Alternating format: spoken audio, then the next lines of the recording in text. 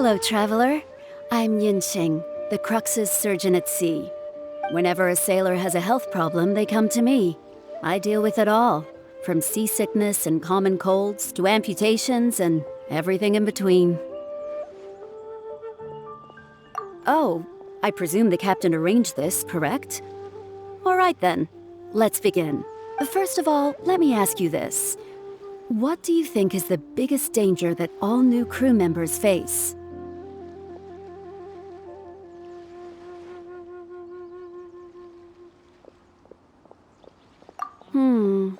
That can certainly be a problem at sea, but it's not the biggest danger.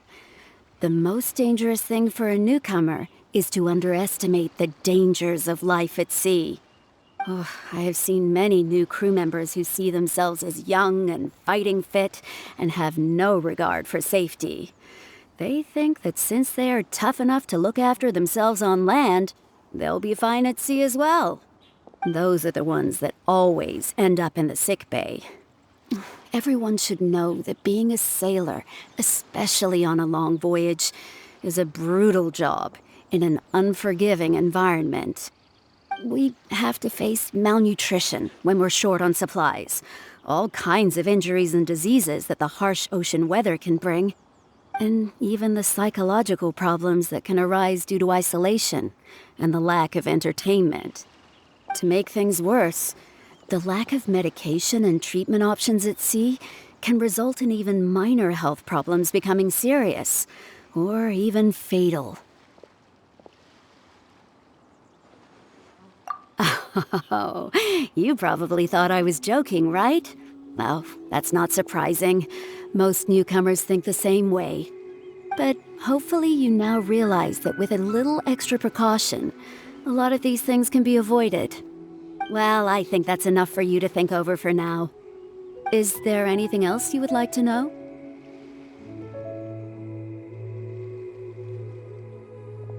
Well, my pleasure. Okay, let's leave it there then. Be sure to take good care of your health.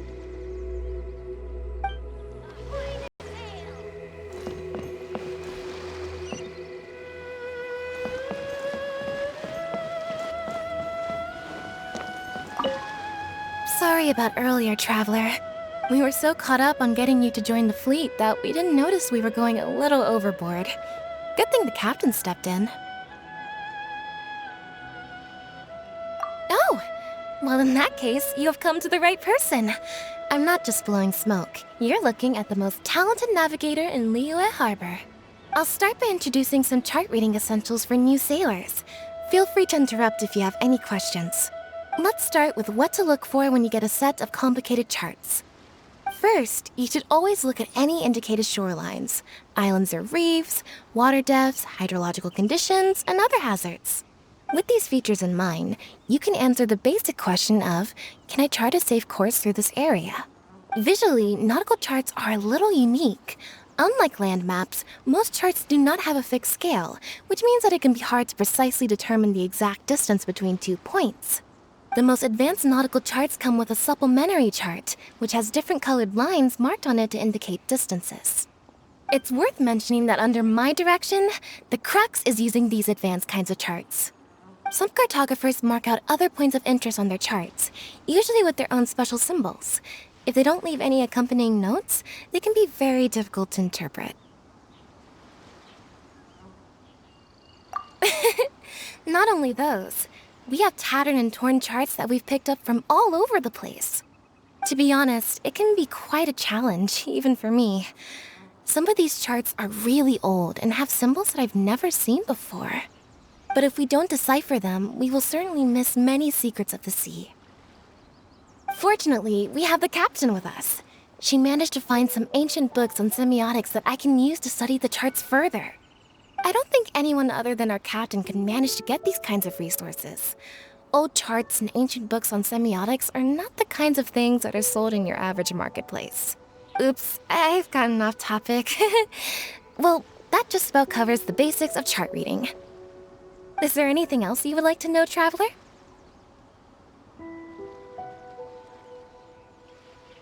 My pleasure. A friend of Captain Beidou is a friend of mine.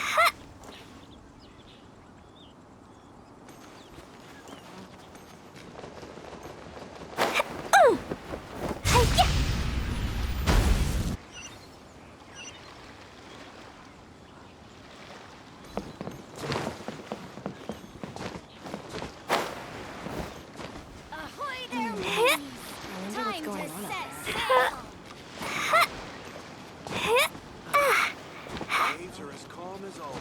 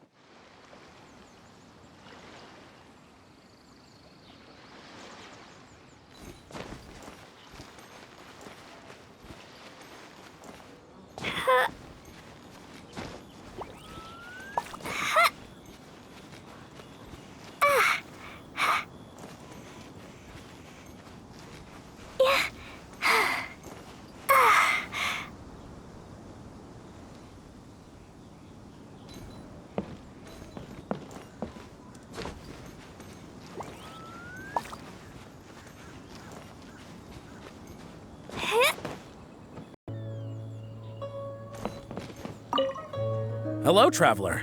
Are you here to learn about marine meteorology? In my line of work, I've got to have a pair of sharp eyes. I saw the captain showing you around the training grounds, and then you went to see Yinxing and Huixing. So I figured that she probably wants you to get to know the life of a crew member.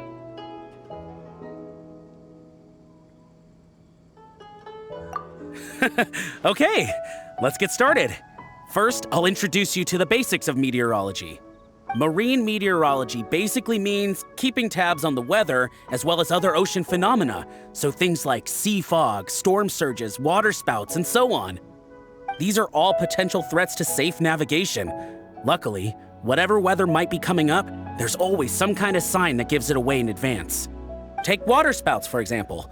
They're caused by high-speed rotating winds on the surface of the ocean. They can engulf large ships and do immense damage. But if you know that water spouts can only form in an environment with high temperature, high humidity, and large clouds, then you can be well prepared.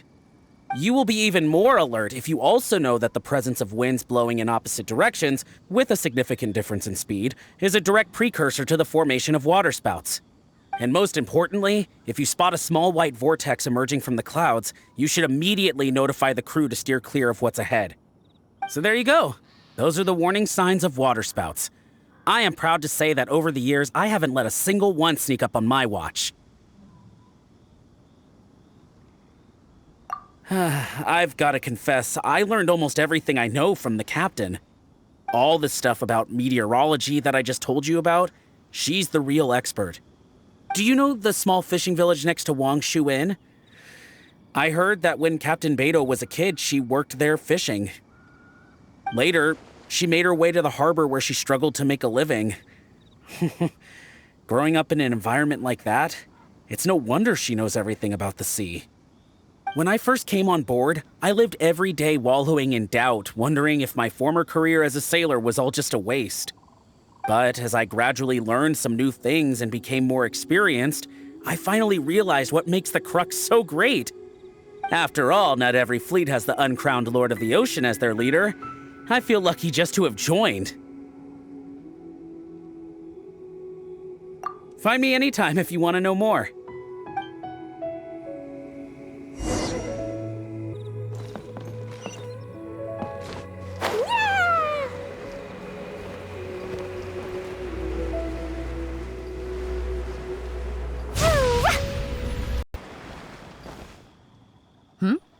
So you've already finished talking to the crew, huh? I thought it would take you a while longer. So, what did you think?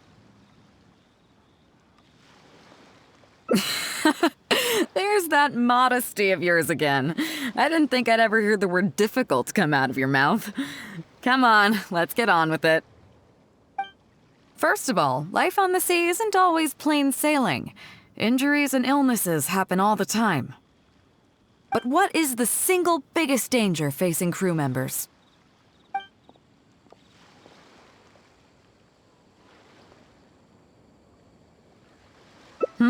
Is that your final answer? All right, on to the second question. As you've just learned, the fleet plots its route using nautical charts. The charts used by the Crux have additional charts attached. The supplementary chart has lots of lines in various colors for added reference. What is the purpose of these lines?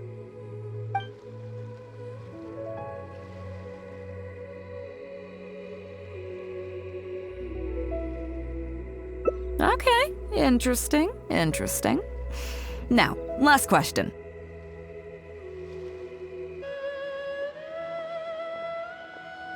On longer voyages, we have to be especially careful to avoid certain weather hazards that pose a threat to the integrity of the ship and the lives of the crew. For example, waterspouts. So my question is, how can we reliably predict waterspouts so we can avoid them?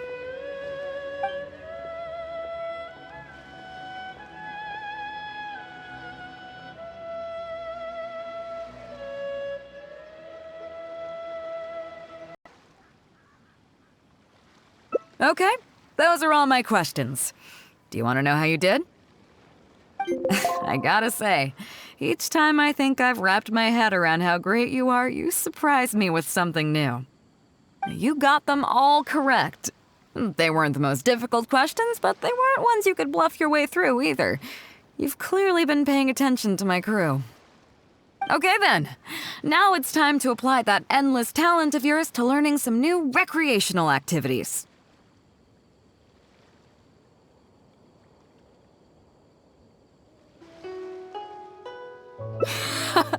Don't worry, all our recreational activities are respectable and, above board.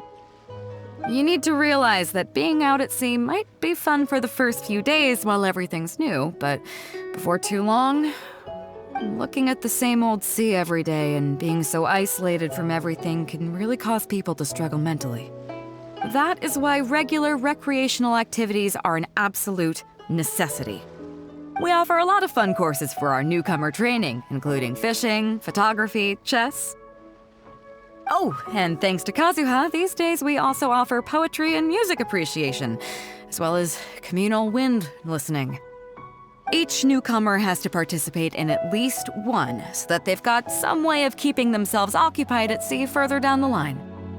Of course, if you'd prefer wrestling sea monsters with your bare hands, that can be arranged.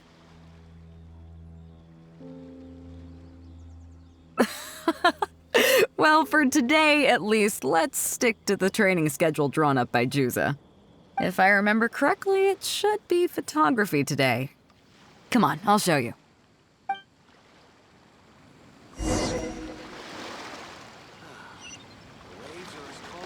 Hear what's going on. Listen up! Everyone can go back and call it a day. The photography session has been postponed. What's going on here, Juza? Oh, Captain, there you are. Well, Captain, the photography teacher just sent word saying that she's fallen ill and doesn't want to risk coming in case she keels over in class. I see. That's quite unfortunate. Oh? Quite the multi-talented one, aren't you?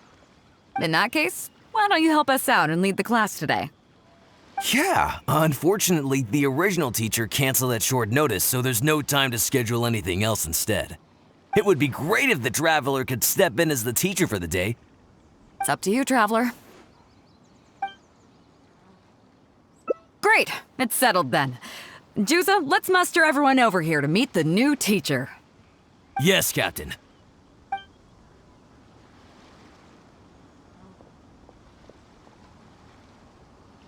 Okay, that's 1, 2, 3. That should be everyone. Take it away, Traveler. Oh yeah? What's that?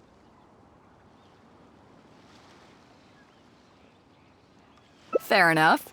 It seems like you already have someone in mind. So, who will it be?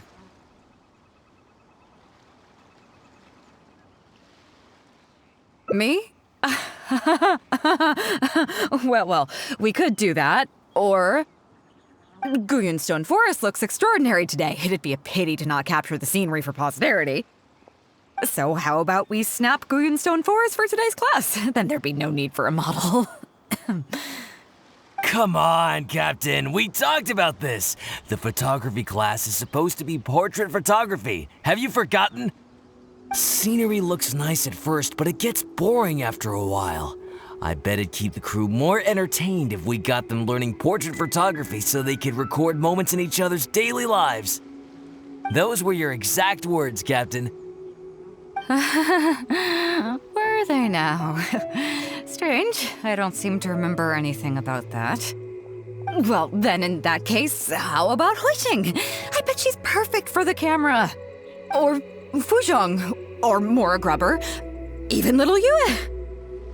Seriously, Captain? Little Yue? You're just trying to wriggle your way out of this. This isn't like you. You are the captain, after all. Of all of us, you're the best suited to being a model. I agree. You were the one who invited the traveler to be the teacher, so you should cooperate, Captain. Besides, Captain, you've never had your photo taken. It's high time you got one. You know, a heroic and striking kind of picture. We can even use it to promote the fleet during recruitment. Real funny, guys.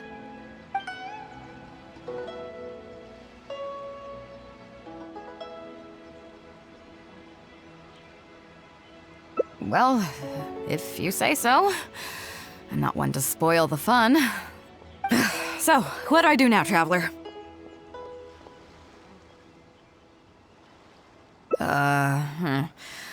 Like this?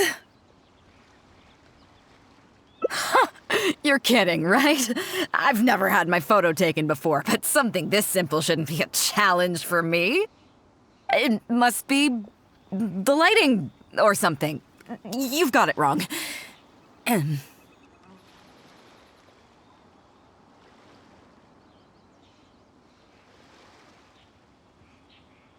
I never said that.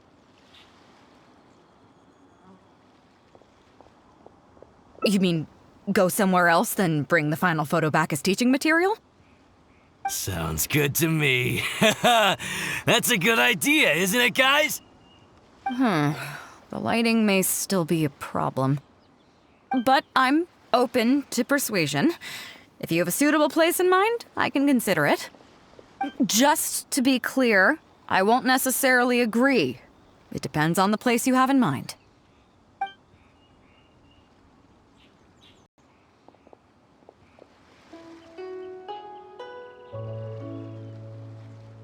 The fishing village near Wangshu Inn? That place is deserted now, isn't it? How do you even know that place anyway? It's tiny. I don't think I've ever seen it on a single map.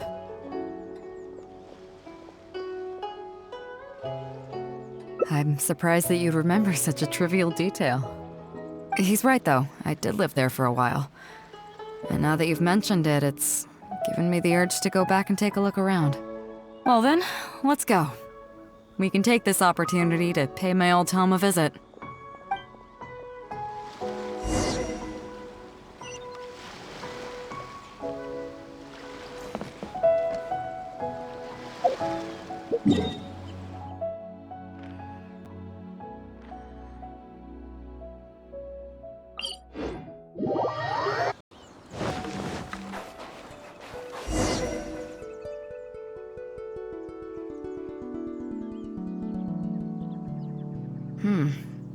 It's certainly seen better days.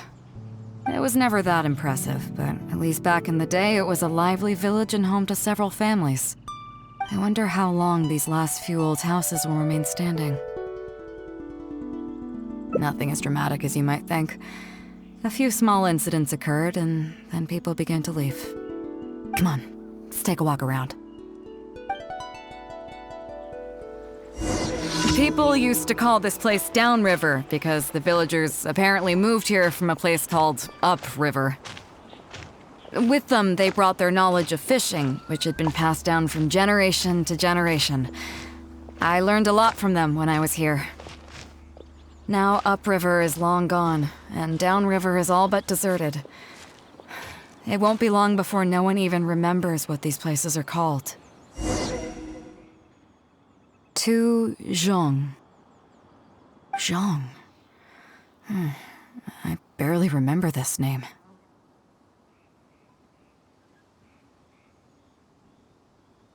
You're right. I was only about 5 or 6 years old when I first arrived here. I was homeless and had to wander around the streets.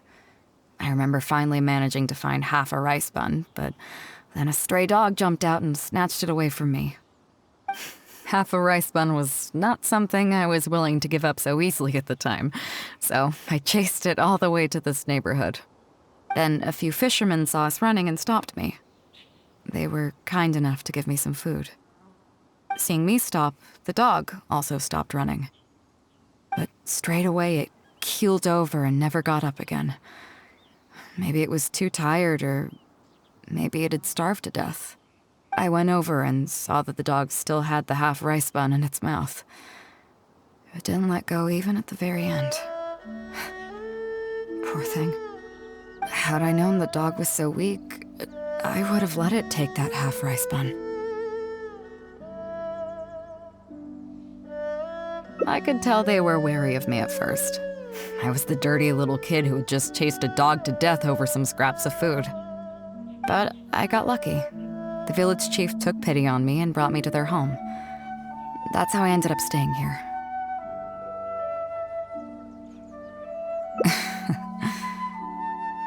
Do you know what the name Beidou means? Come on, I'll explain along the way. About a year or two after I arrived, the village chief fell ill during the winter and passed away. During that same period, the harvest was getting worse and the fishermen's catch was getting smaller day by day. Without the village chief to handle the situation, people began blaming each other. There were even rumors that some families had been overfishing and leaving nothing for the rest of the village to catch. But in the end, they all turned on me, saying that they shouldn't have ever taken me in. They said I was bad luck. They pointed to how that dog died on the first day I arrived. Next thing you know, the village chief dies, and then all the fish die out. They said I was a living curse, and the downfall of the village was all my fault. I told them that I didn't understand. I'm not a curse, I'm just Beidou. Then some of the villagers started shouting, and drove me out of the village. They shouted, "Nando controls life. Beidou controls death. Beidou controls death." Before then, all I knew about my name was that it had something to do with the stars. It wasn't until then that I realized that Beidou was a constellation. And the Alcor, one of its stars, was an omen of death. Here we are. This is the old house of the village chief. I bet he never expected that the little girl he took in would grow up to be seen as a curse that brought about the village's total destruction. What do you mean?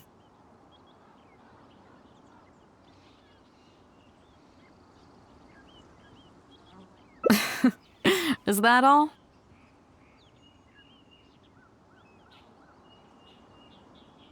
And let me guess, you got to Inazuma and the Electro Archon's Gnosis was taken as well?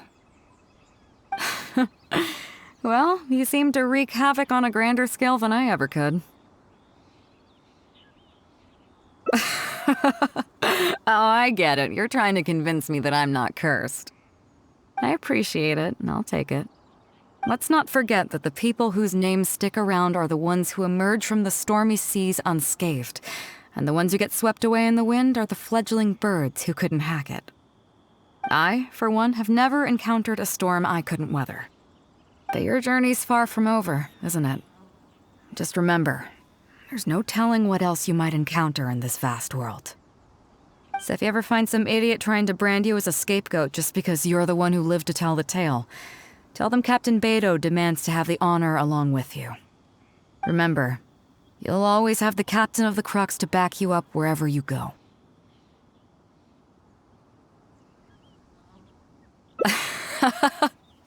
Two cursed scapegoats banding together for survival.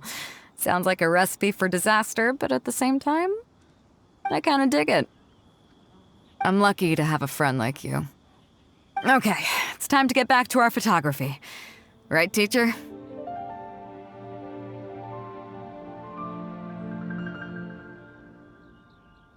Come on, let's not waste any time. Get it done while you can before I change my mind. So, do I need to strike a pose?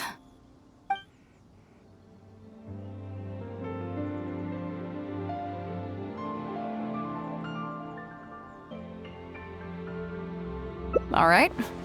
How about this?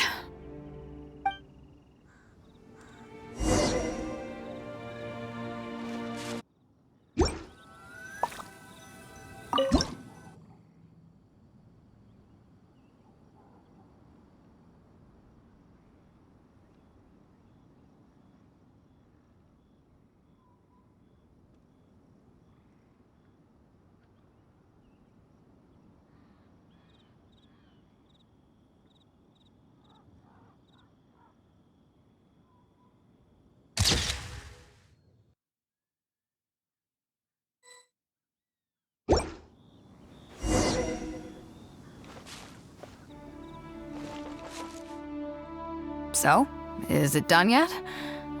Please don't tell me that it looks weird.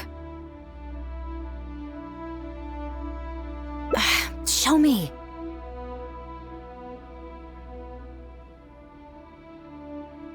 Yeah, sure, whatever. Now give it here.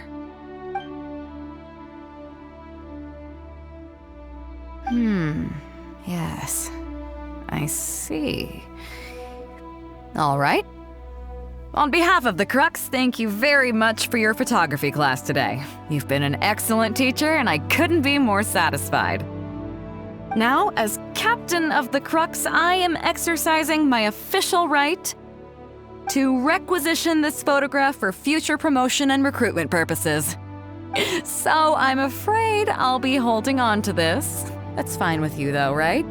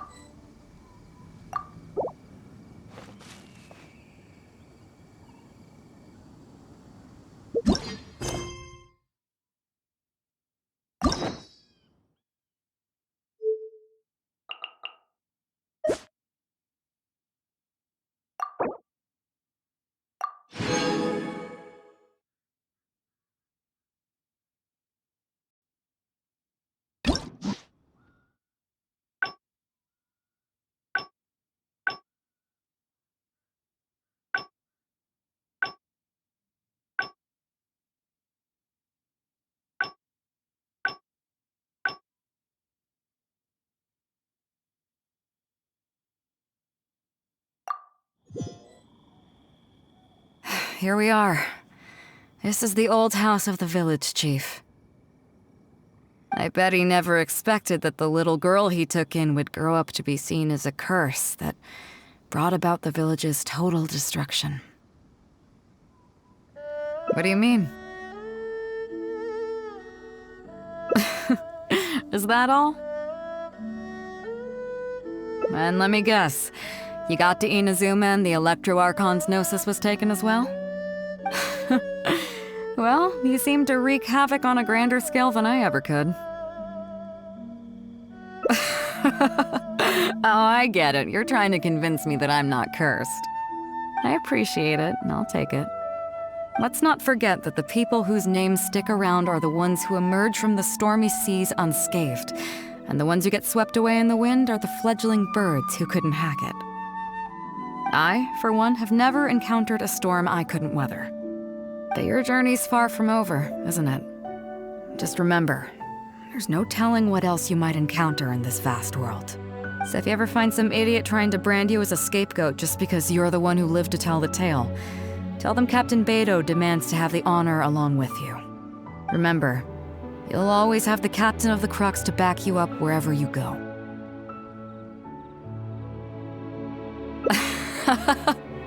Two cursed scapegoats banding together for survival. Sounds like a recipe for disaster, but at the same time, I kinda dig it. I'm lucky to have a friend like you.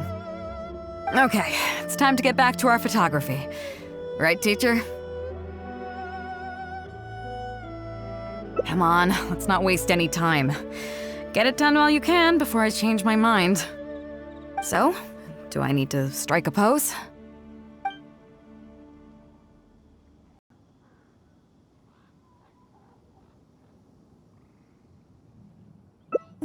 What? The nerve! What do you think this is? I don't want to do this whole modeling thing. Hey, cut it out. No more pictures.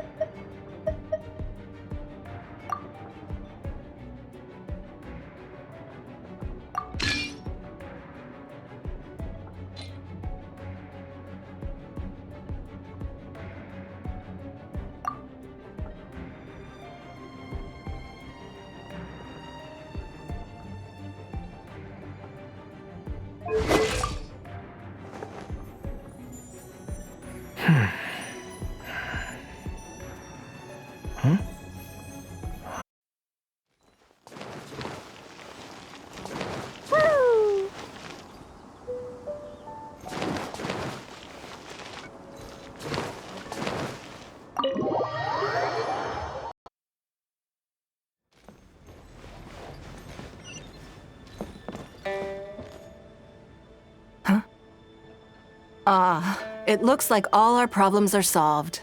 Welcome to the Jade Chamber. Oh, great. I have no idea what we would have done otherwise. I didn't think we'd really manage to get you here. This was a last-minute situation, and you're the one we trust the most. To put it simply, we are just looking for the right person to help. We had a very long discussion about it, but to no avail. I have tasked my 3 most trusted secretaries with overseeing an important auction tomorrow. This, however, leaves their regular duties unattended to, and the work cannot afford to go undone. The nature of their day-to-day work is highly sensitive and confidential, so whomever I ask to fill in needs to be someone I can trust, and who doesn't have a conflict of interest. There's no need to be quite so modest. Actually, you were the first person I thought of. I place a great deal of trust in you. And besides, we haven't thought of any other suitable candidates. To me, this work is highly sensitive and of utmost importance, though I'm sure you'll find it to be mundane at best. It would not surprise me if you can't bear the tedium or can't make the time. And yet, despite this, I thought it could do no harm to ask the question, on the off chance that you are interested. As it happens, I was just having a discussion on backup plans with my secretaries before you arrived. But the outcome of that discussion was that we couldn't think of a suitable alternative. This is a good reminder that we should always have a contingency plan for everything. Anyway, this may add to the debt of gratitude I owe you. But the fact is, your arrival here has rescued what was fast becoming a rather dire situation indeed.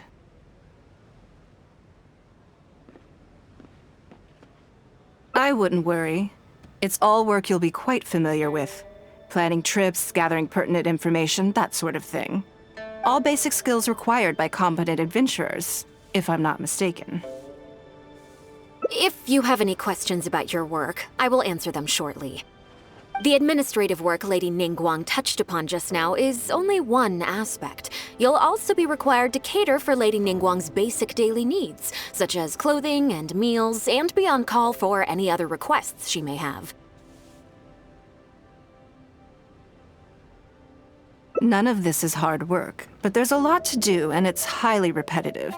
Having a dedicated staff member deal with it exclusively means that everyone has clearly delineated duties and can focus on their own work. Simply put, this is about maximizing overall efficiency. All right, please proceed to the office. Baishi will go over the work with you in more detail. Yes, Lady Ningguang. Okay, let's go.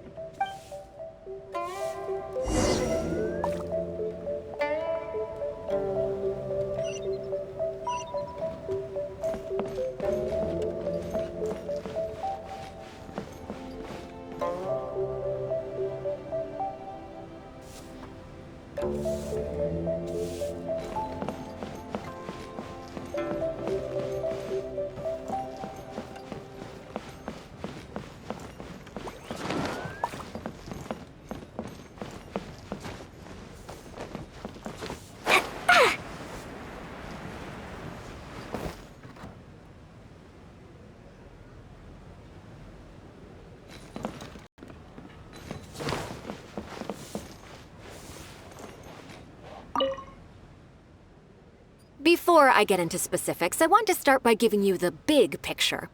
As a member of the Liyue Huixing, Lady Ningguang's every move is in the spotlight. Maintaining her perfect image at all times is absolutely essential. My usual job is to be her right hand, to maintain her image and take care of all her worries. For example, arranging her daily schedule, picking out clothes for her, dressing her, applying her perfume. You misunderstand me. I am simply trying to impress upon you the sheer importance of the work you will be undertaking. Baishi has always been very passionate about her work. I can leave any task in her capable hands and rest assured that her performance will be nothing short of exemplary. I'm sure she was simply trying to share some of her enthusiasm, in the hopes that you may find it infectious. Thank you, Lady Ningguang. Back to the topic at hand. Let's get into the details. Bai Xiao and Bai Wen handle tasks that require enormous experience, while I'm mainly responsible for organizing her daily schedule and making sure she is well fed, dressed for any occasion, and that all her needs are met. I can go through the methods I use and give you some pointers based on my experience to ensure that you are fully equipped to perform your duties. All in a day's work for the traveler, Great, then I'll skip that and just get to the handover of duties. Currently, there are 133 items that have yet to be scheduled, 17 of which are high importance, and... Yes, I did try to make a start in advance, but only got as far as roughly prioritizing the tasks before I ran out of time. I'll go through the most important items with you in more detail. If there's anything you don't understand, feel free to stop me with questions at any point.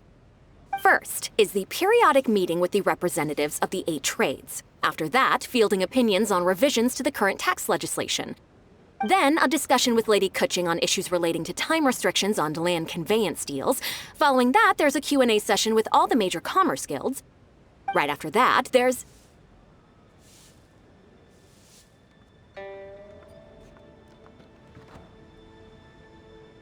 Yes, you do. To the uninitiated, scheduling may sound like a simple process of matching tasks to time slots, but there is actually far more to it than that. You need to take travel time into account, along with a whole spectrum of potential issues that can arise. Ample knowledge of all outside factors that may weigh upon your Plan A is essential to devise a workable contingency plan.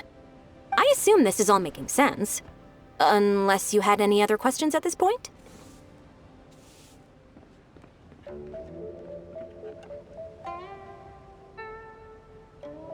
Good. Then let's press on. We're tight on time here, and there's a lot to get through. And we still need to leave enough time for you to prepare Lady Ningguang's schedule.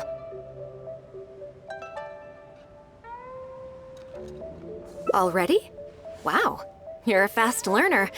Very good. This will be much more efficient. Wonderful. Then I'll be counting on you to provide my schedule for tomorrow. I'm grateful for your assistance. Now, I will leave you here in peace to proceed with your work. I still have a few items from today's schedules that need addressing. If anything else is unclear, you can ask Baishi. Take care, Lady Ningguang.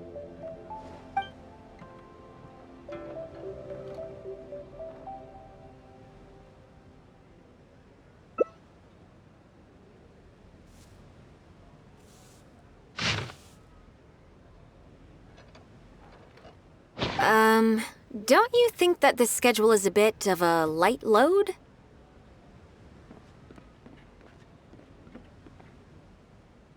Yeah, that's true. Lady Ningguang has a lot of work to attend to, and frankly, she doesn't have many opportunities to rest. We do sometimes worry about her health, but her attitude is very Mora-driven. If by taking a break there's a chance she'll lose Mora, she'll never agree to it.